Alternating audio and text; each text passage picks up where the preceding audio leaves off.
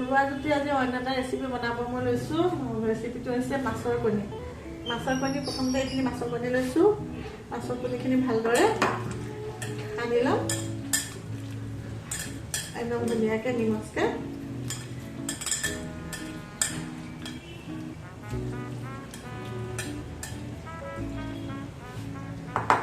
অকণমান টাইম দি দিছোঁ।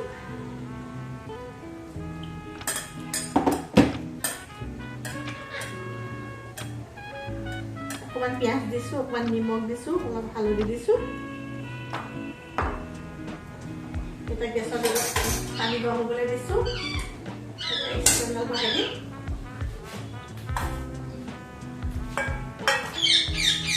অসমীয়াটো টিফিন লৈছোঁ।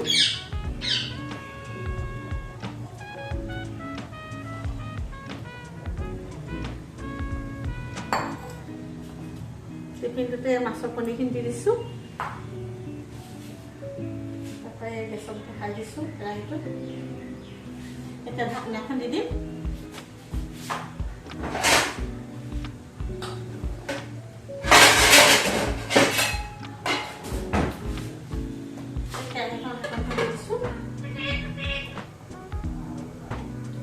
এতিয়া ভাপতে সিজিব মাছৰ কণীখন।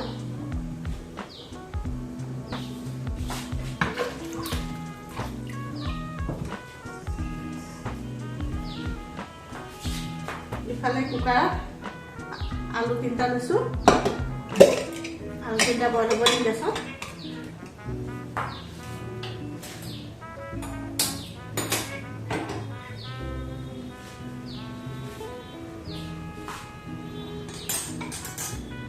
মাছৰ ডিমৰ তৰকাৰীখন বনাবলৈ এই বিলাহী লৈছোঁ, ইয়াত নহৰু কেইফোটামান লৈছোঁ, ইয়াত আদা লৈছোঁ, ইয়াত জলকীয়া লৈছোঁ 2টা, ইয়াত পিঁয়াজ লৈছোঁ অকণমান, ইয়াত কাজু বাদাম কেইটামান লৈছোঁ আৰু ইয়াত মান ধনিয়া পাত কেইটামান। এতিয়া বিলাহী, নহৰু, পিঁয়াজ, জলকীয়া এই আটাইখিনি বস্তু মই এতিয়া মিক্সিত জাৰত ভালদৰে মিহিকৈ গুড়ি কৰি লওঁ। তাৰপিছত তৰকাৰীখন কেনেকৈ বনাওঁ আপোনালোকে চাই থাকক ভিডিঅ'টো প্ৰথমৰ পৰা লাষ্টলৈকে।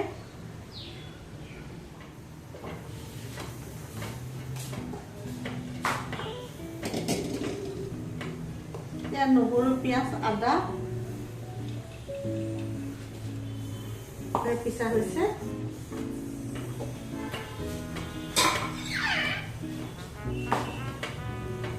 এতিয়া বিলাহীখিনি মিক্সিত গুড়ি কৰি ল'ম। মান ধনিয়া পাতকেইটাও মিহি মিহি কাটি লৈছোঁ।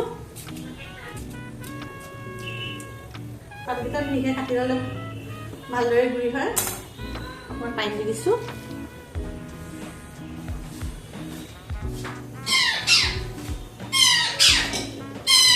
মান ধনিয়া পাত আৰু বিলাহী দি পাইছে।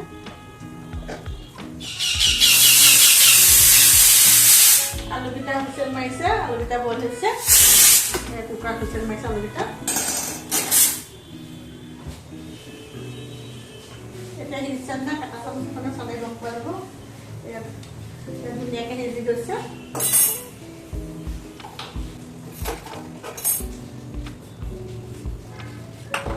ডিম ধুনীয়াকৈ সিজি গৈছে।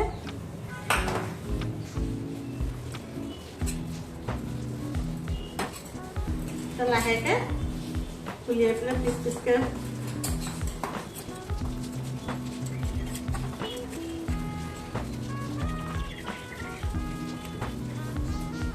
ধুনীয়াকৈ পিচ পিচকৈ কণী কটা দৰে ধুনীয়াকৈ পিচ পিচকৈ ওলাইছে কণীৰ নিচিনাকৈ।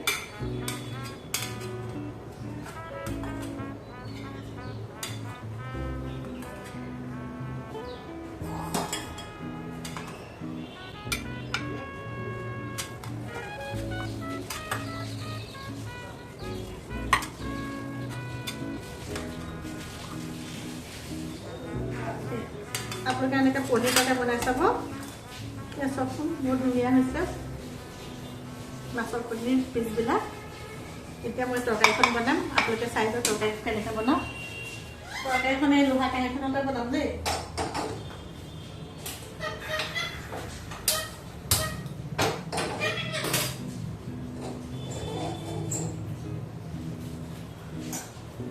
আকৌ বইল হৈ যদি আলুকেইটা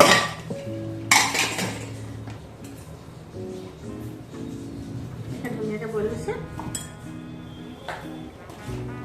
কেনেকৈ অকণ তেল দি লওঁ তেনেকৈ কাটি লৈছোঁ আলুকেইটা গুচাই ল'ম ভাজি ল'ম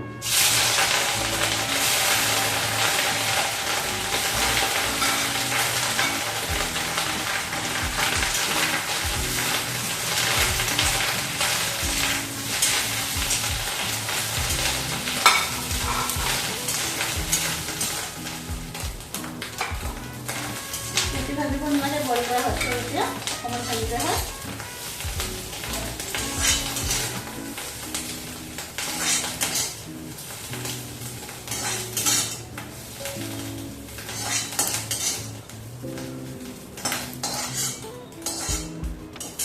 ভাজি ল'লোঁ এটা কেৰাহীত তেল দি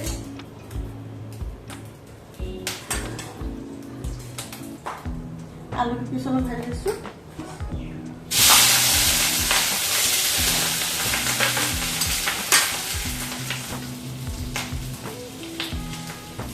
অলপমান হালধি দি দিছোঁ আলুটো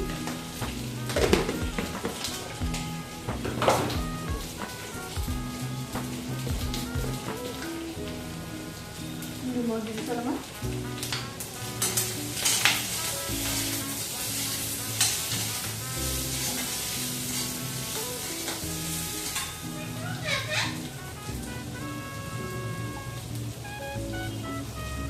জলকীয়া দি অকণমান দি দিছোঁ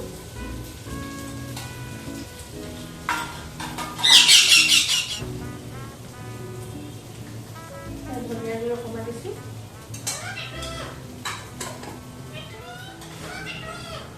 জিৰা গুড়ি অকণমান দিছোঁ ইয়াত নমাই থ'ম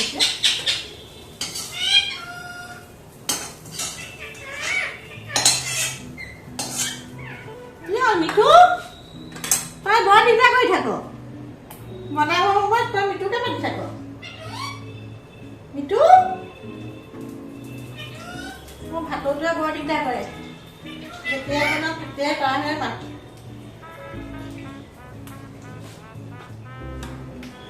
পিচি থোৱা নহৰু পিঁয়াজ আদা আৰু জলকীয়া পেষ্টখিনি দি দিম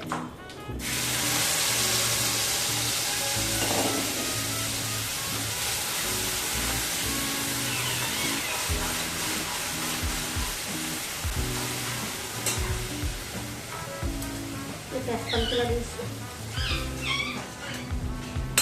এনেকৈ এখন তৰকাৰী হ'লে মাছ মাংসটো কিয় দৰকাৰ হয় মাছ মাংস নহ'লেও হয়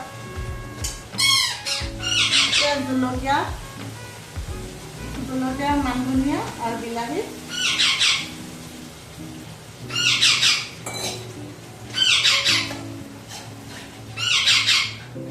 জাৰটো অকণমান আটাই দিছোঁ নহৰু পিঁয়াজ আদা পিছা এই পানীখিনি দি দিব পাৰি ভজা হৈছেগৈ আৰু বেছি ভাজিব নালাগে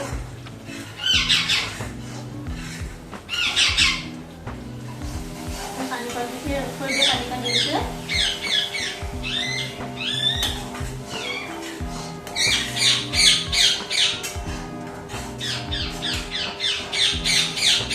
মাছৰ পানীখিনি দি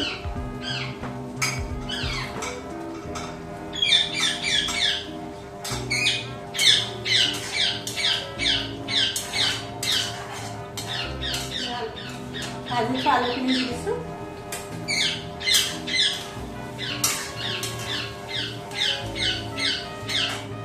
কিছুমান মই ভজাকৈ ৰাখিছোঁ তাৰমানে চাহলৈ খাব পাৰিব পানী গোটেইখিনি দি দিছোঁ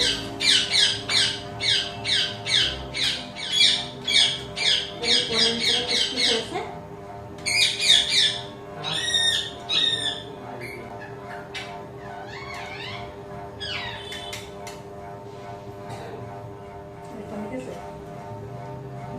মাছৰ পনীয়ে নে পনীয়ে ধৰিবই নোৱাৰি তৰকাৰীখন হৈছে নমাব পৰা ইয়াত শুকাই থোৱা নৰসিংহ পাত আছিলে সেইটো নৰসিংহ পাত দিছোঁ কচুৰি মিঠি আছিলে কচুৰি মিঠি অলপমান দি দিছোঁ এয়া মাছৰ কণী তৰকাৰীখন হৈ গ'ল। আপোনালোকে বনাই চাব, লাইক কৰিব, কমেণ্ট কৰিব, শ্বেয়াৰ কৰিব। এই কেইপিচমান আকৌ সুদেৰে খাই বুলি থৈছিলোঁ তৰকাৰী নিদিয়াকৈ। এইখন খাবলৈ বৰ সোৱাদ হয়। দাইল ভাজি নহ'লেও মাছৰ কণীৰ তৰকাৰীখনে ভাতকেইটা সম্পূৰ্ণকৈ খাব পাৰি।